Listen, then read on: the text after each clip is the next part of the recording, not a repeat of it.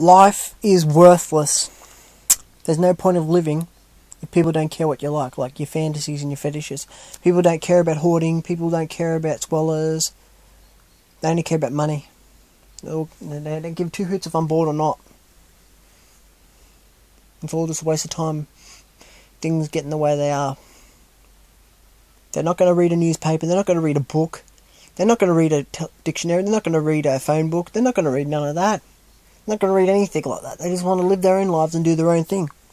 They're not going to care what you got or what you haven't got. It's only you that cares, nobody else. That's you. It all comes down to the spectrums and the links to ancestry and the links to everything that keep life the way it is. It would have changed, but I always wondered that.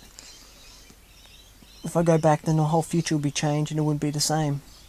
I always wondered that since I was a kid. I shouldn't have created more because I want more, and I shouldn't have that. It shouldn't have happened. And I always wondered that since 2009 or 2008. I always wondered that since then, after Bob's died and Donna's died. I always wondered that.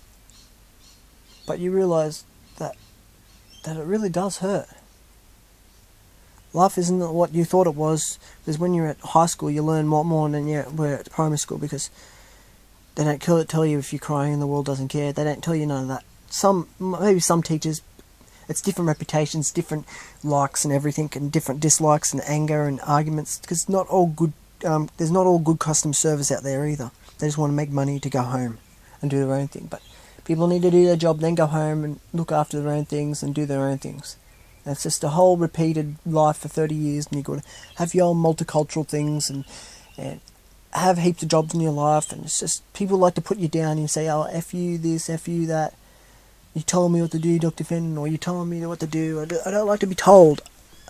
I like to have choice. People don't want to give you choice. You can't give them choice. You can't make them do what you want. They like to tell you what to do. Not fair at all. What's the point of living if you find out that's the disappointment of life? But that's the way it is. That's just the way it is.